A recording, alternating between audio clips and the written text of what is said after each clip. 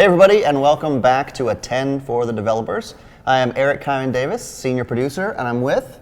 Gage Hallman, Associate Rigger and Character Artist. Wow, you do it all. Substitute Character Artist, yeah. There you go. Before we get started, we always want to thank the subscribers. Without y'all, we couldn't do any of this really excellent content. We're really happy to be here, and we really appreciate everything you give us to allow us to share the whole process of Star Citizen and Squadron 42 and everything we're doing. So, with that being said, shall we get started? Let's do it. Okay. Question number 1 comes from Bacon of War. Love that name. Simple question, few words. Will CIG release the style guides? I like this question, and I really think it's an interesting one because here at CIG we like to share everything all the time, which is like why we're doing here, answering questions. Style guides, I can't speak specifically to, yes, we will definitely release those. I couldn't see why we wouldn't in the future. I think it's pretty evident what we're making and what's kind of inspiring us and inspiring Chris and inspiring our art team to make. So you could probably figure out what our style guides are if you kind of dug in. Oh, yeah. But I can't see why we wouldn't in the future. I mean, we've got a ton at this point with all of our manufacturers and our clothing manufacturers and things coming online. You know, we need style guides more and more. So that's a great question, and I think it's something we should definitely look into if we aren't going to do it already. Yeah, of course. Cool. All right, question 2. Question number 2 from O'Burst. Ages ago, there was talk about cooperation with Warhorse Studios, where they'd let Star Citizen use their closed layering system. How did that develop? So that's a pretty complex question, but it's very related to all the things that we are implementing in 2.4 right now. I made a little handy list for myself. So it starts with removing CDFs from the way we do our character loadouts and moving to a persistent system. We're going to do that by basically converting everything we have in CDFs to a loadout item, which has been developed by teams all over the US that we have with code here in Austin, Texas, and I believe some people in the UK too have all been putting the system together. Transitioning into persistence, which has been a big feature for 2.4, we are moving away from CDFs and into an item-based loadout system that has involved our code teams throughout all of our studios. People like Rob Renninger, Sean Tracy, of course, Paul Reindell, they've all put this together and it's been working really well lately. And for the past, I think, month or 2, we've been working around the clock to get this thing working smoothly. To get this working, and back onto the subject of Warhorse, that was before I was here, but I took a look at it after reading this question, and we are doing something actually very similar.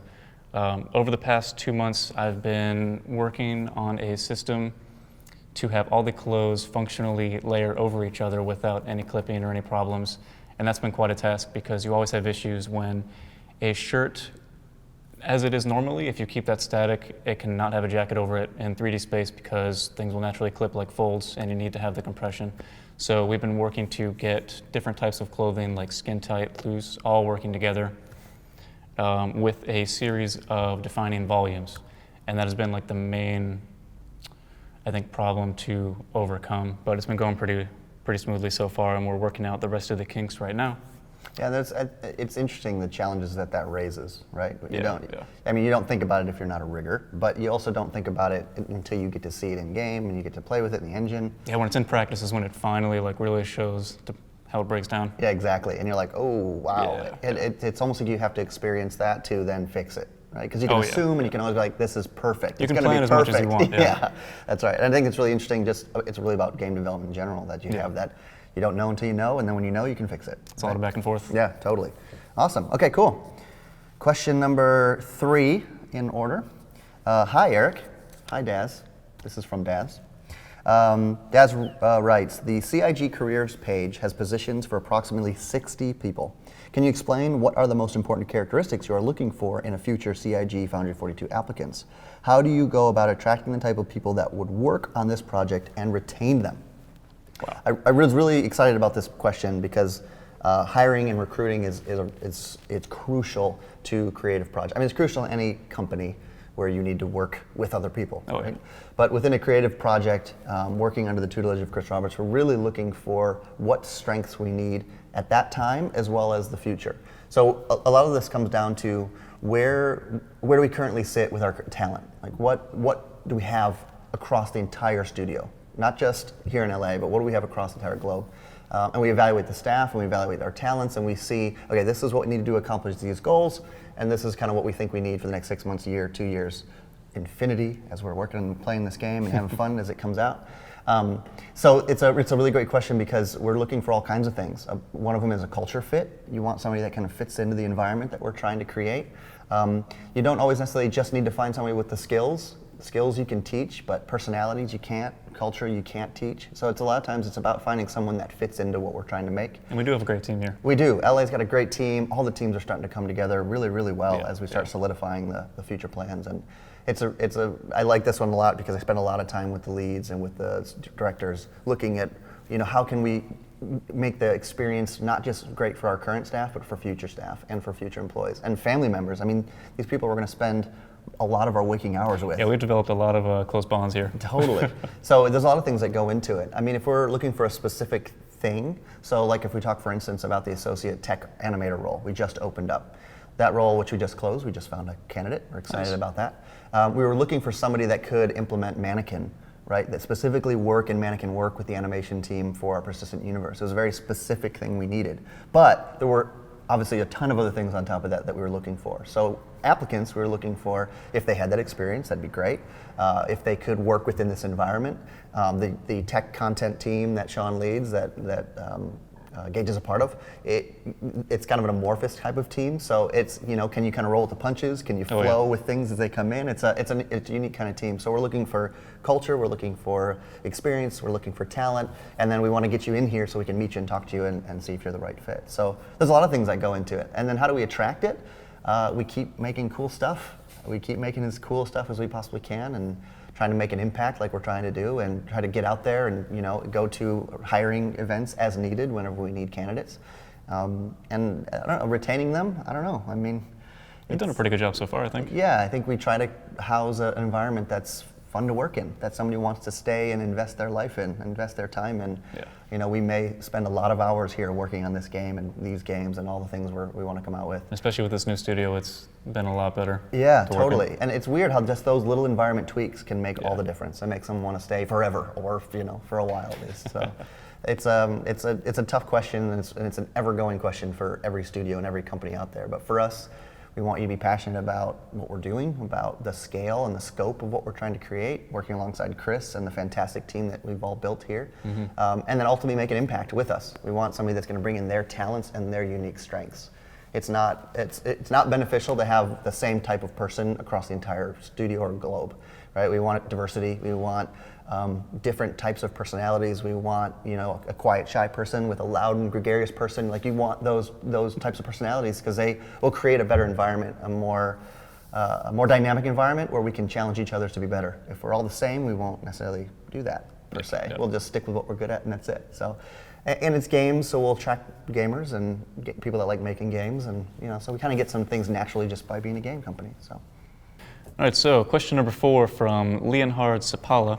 Regarding male and female clothing and body shapes, how would you describe CIG's stance on realism? Anatomically correct or more of a classic video game look? Have you been given any specific guidance on how to strike that balance, and if so, what is it?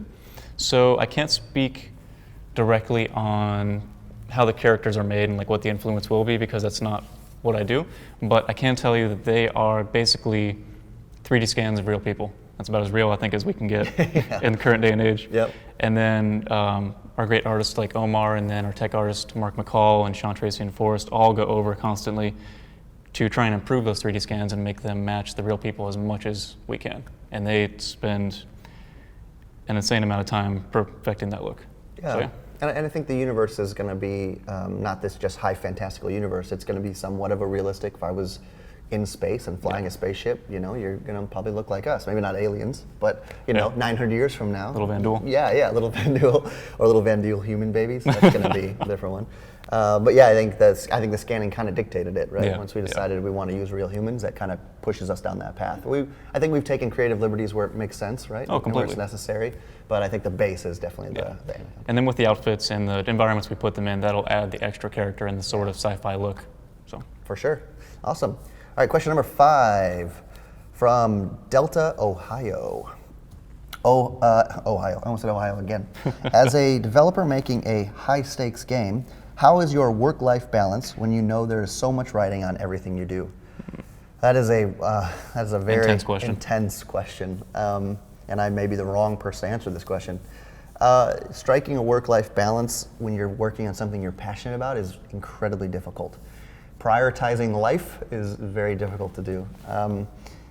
We are all very passionate about what we're working on here. We're working for someone that's also very passionate about what he's creating. Oh yeah. And I think it rubs off on all of us. We all want to be here until we know it necessarily needs to be done. There's so much to do and so much we want to do. I rarely go home and feel like I accomplished everything I planned for that day. But I do feel like I've gotten chunk done to get ready for And that's the best feeling, like you made a difference that day, move on to the next one. That's right. So sometimes you just got to put your pencil down and go home because you've been here so long. Sometimes you have to plan life. Make sure you take a vacation. Make sure you use some of that PTO time that we've got, those wonderful benefits. Mm-hmm. And sometimes, hey, you got to put in all the hours and do what you got to do. So it's really tough. I don't know. I can't. It's hard to explain when you're working on something you love. When do you want to stop? Right? I think the goal is you want to do something you love so much that you never want to stop doing it. So we have to force ourselves even more to take a break, step away from it, go have fun, go do a team event, have a little holiday party, whatever the case may be. Just go out, see a movie, and have that little bit of break when you can. And I think you've been a big part of that too. Like since you came on board, the environment has definitely improved. Cool, thank you. And then on another note, I think to speak to this question, the management team, the executive team, they're incredibly supportive on just life happening, right? If something occurs or something goes on, they've got your back and you can take the time you need to make sure life's sorted out. And it just seems like, and I know this from the leadership side, we are always proactively trying to look at, are people burning out? Are they working too hard? Is what they're working on what they should be working on, and how can we simplify that to make their lives better? When do we just tell them to go home, be away, take time off? Because those are all things we're always trying to look out for. And that does happen. I remember earlier this week when trying to work on 2.4, Forrest and Sean kept telling me, like, go home, you got to go home, but...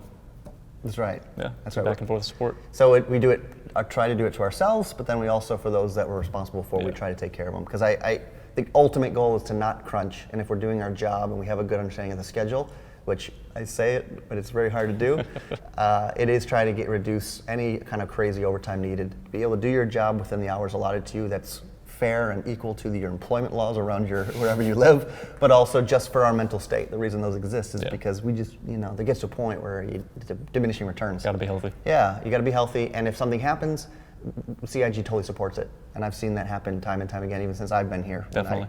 When I hurt myself, I had the support of Chris and those to just heal, get back to where you need to be, and then come back to work and keep doing it.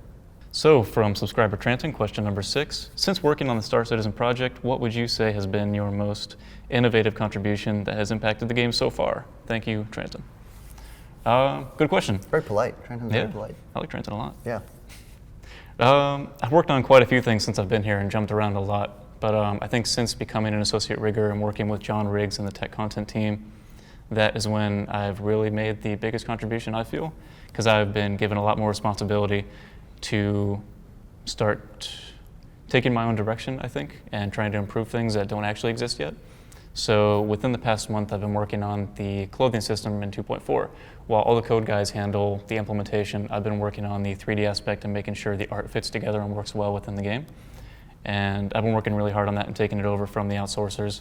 And I feel like that has been probably the most rewarding and beneficial experience so far. Totally, and I think people are enjoying it because I think it's got a really cool, that specific impact it's such a cool feature for the persistent universe. It's like one of the large pillars of persistent universes, not all of them, but shopping and the clothing aspect of persistent universe is such a big deal. So it's kind of cool to be the ground floor, the first person to setting the milestones. Feels good. Yeah. So anything that happens from here out will be like, that was what Gage worked on. Iterating on top of it. There you go. You built the foundation.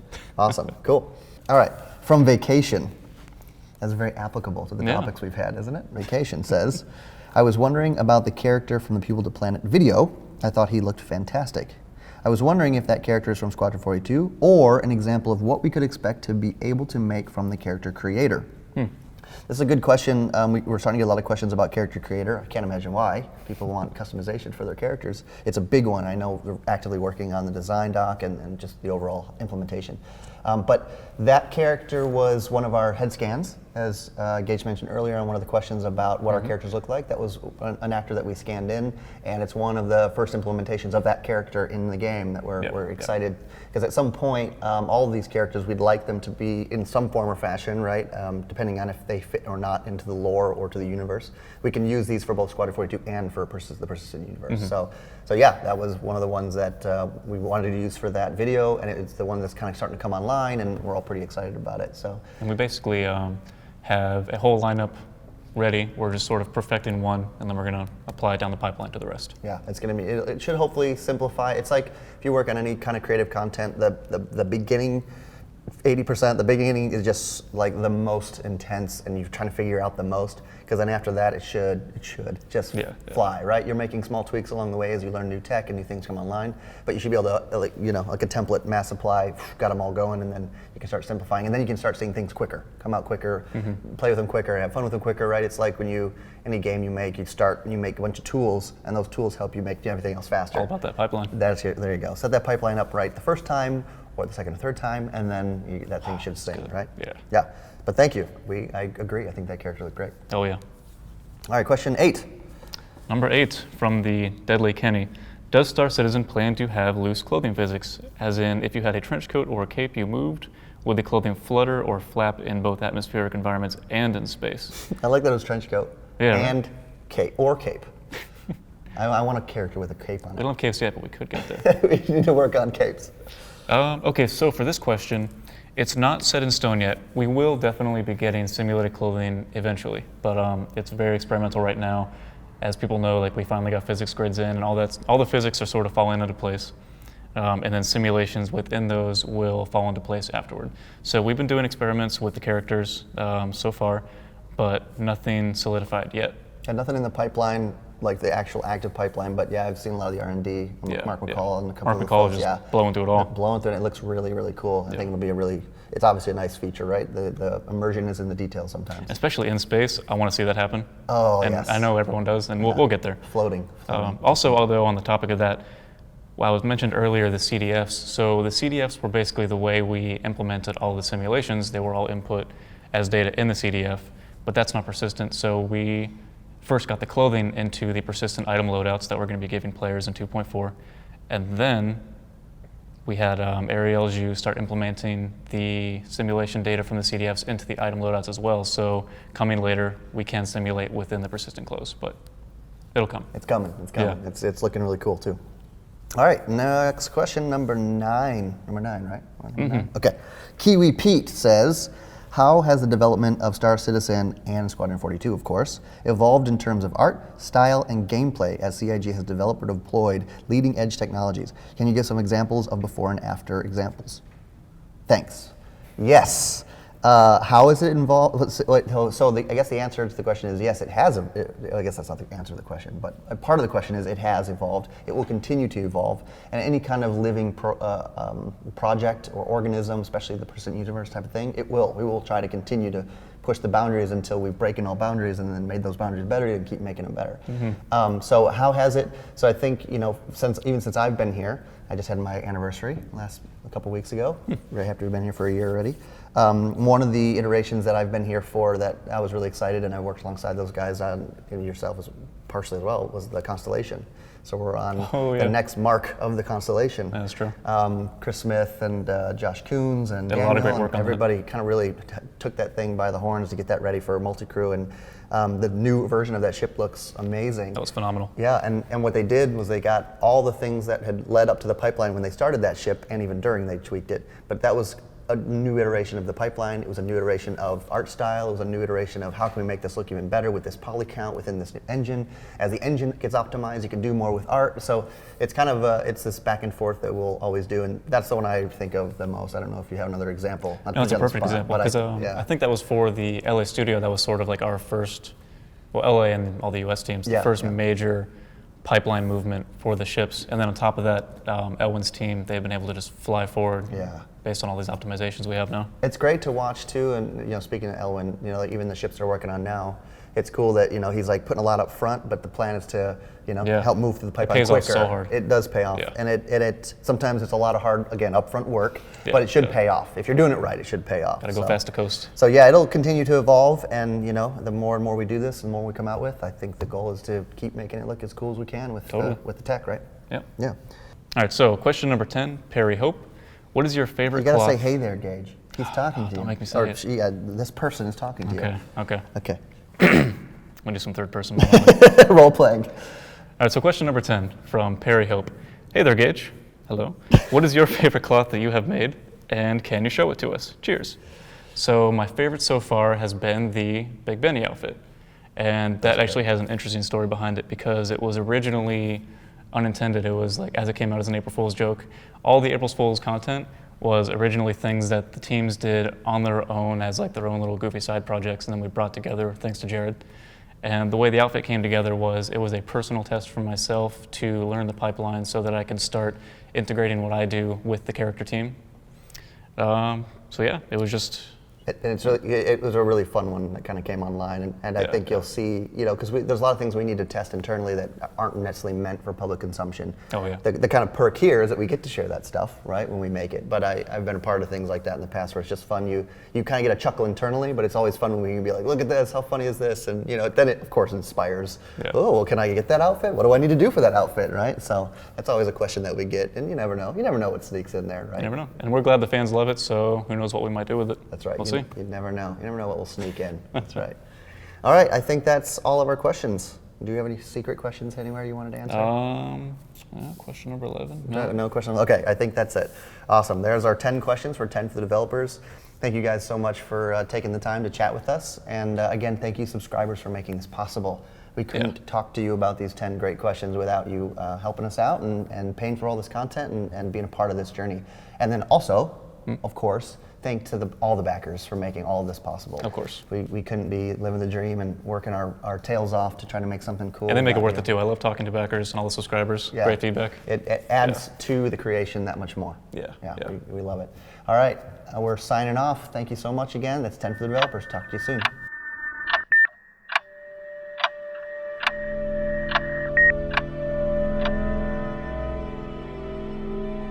Hey guys, thanks for watching 10 for the Chairman. If you guys would like to see more episodes, go here. If you guys would like to subscribe to our YouTube channel and always keep up to date with all our video content, go here.